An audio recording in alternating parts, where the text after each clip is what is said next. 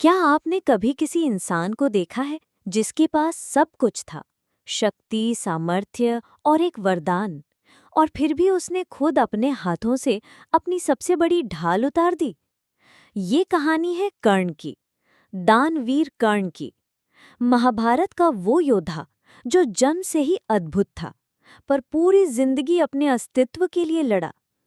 कुंती के गर्भ से जन्मा, पर दुनिया ने उसे सूत पुत्र कहा। माँ ने समाज के डर से उसे नदी में बहा दिया। वो अधिरथ और राधा के घर पला बढ़ा। माँ बाप ने प्यार दिया, पर वो हमेशा भीतर से जानता था कि वो अलग है। उसके शरीर पर जन्म से ही कवच और कुंडल थे, सूर्य देव का आशीर्वाद। देवताओं ने उसे अपराजय बनाया था, लेकिन समाज ने उसे ठुकराया, राजकुमार कहलाने का हक छीन लिया।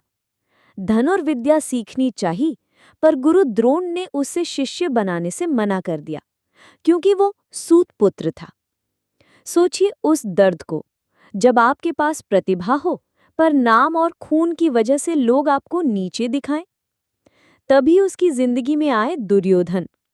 उन्होंने उसका अपमान मिटाया, राज्य दिया, मित्रता दी, और कर्ण ने ये मित्रता जीवन से भी बड़ी मान ली। यहीं से उसका संघर्ष शुरू हुआ, पांडवों से, अर्जुन से, अपने ही खून से। वो जानता था कि जो युद्ध आने वाला है, उसमें वो दुर्योधन के साथ खड़ा होगा, और यही उसकी नियति थी। लेकिन युद्ध से पहले देवताओं की सभा लगी। सब चिंतित थे, क्योंकि जब तक कर्ण के पास उसका कवच और कुंडल थे, पांडवों के लिए जीतना असंभव था। इंद्र ने कहा, मैं स्वयं जाऊंगा, मुझे उससे ये कवच और कुंडल मांगने होंगे। कुंती ने भी कर्ण से मिलने की कोशिश की। उन्होंने कहा, तुम मेरे पुत्र हो, तुम पांडवों के भाई हो। मेरे लिए पांडव 5 हैं, युद्ध में चाहे जो हो, तुम रहोगे या अर्जुन, मुझे 5 चाहिए। कर्ण ने शांत स्वर में कहा, माँ, अब बहुत देर हो चुकी है। आपने जन्म दिया पर पहचान नहीं दी। आज जब दुर्योधन ने मुझे भाई कहा, मित्र कहा, राज्य दिया, तो मैं उसे धोखा नहीं दूंगा, चाहे इसके लिए मुझे अपनी जान देनी पड़े। और फिर आया वो दिन, दान का समय। कर्ण नदी में स्नान कर चुका था, हाथ जोड़कर खड़ा था कि आज जो भी मांगेगा उसे देगा। ये उसकी प्रतिज्ञा थी।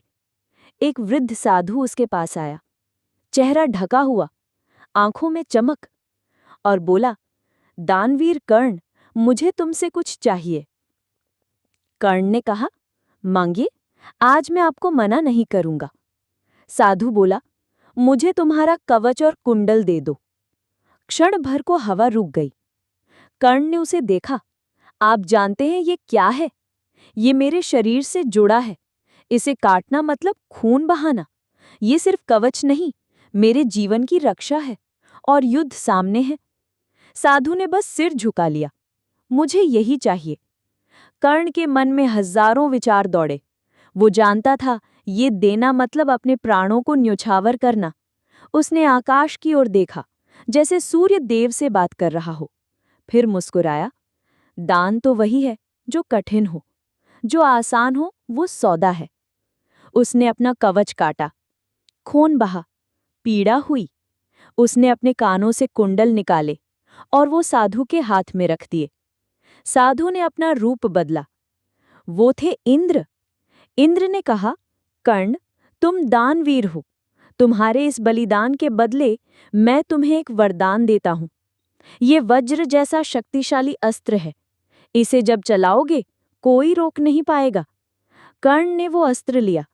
मन ही मन सोचा, मैं इसे अर्जुन के लिए बचा कर रखूंगा। पर नियति ने खेल खेला। उस अस्त्र को उसने घटोत्कच पर चलाया, और अर्जुन के लिए कुछ भी नहीं बचा।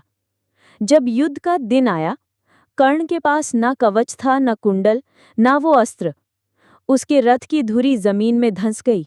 उसने अर्जुन से कहा, मुझे धर्म के अनुसार समय दो, मैं इसे निकाल लूं। पर युद्ध भूमि में धर्म भी राजनीति बन चुका था। अर्जुन ने बाण चलाया, कर्ण गिर पड़ा।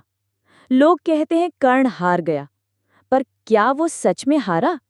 नहीं, वो जीता, क्योंकि जिसने सब कुछ खोकर भी अपना वचन निभाया, वो हार कर भी अमर हो गया। आज भी जब हम त्याग की बात करते हैं, जब हम निस्वार्थ दान की बात करते हैं, तो याद आता है कर्ण।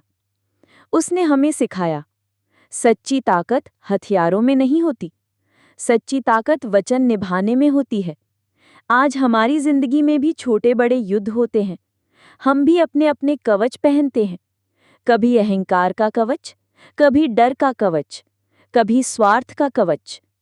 क्या हम भी कर्ण की तरह सही समय पर उसे उतार सकते हैं? क्या हम भी किसी और के भले के लिए अपना सबसे बड़ा आराम त्याग सकते हैं? कर्ण का जीवन हमें ये बताता है कि कीर्ति सिंहासन से नहीं आती, कीर्ति त्याग से आती है। वो हार कर भी जीता क्योंकि उसने दिया।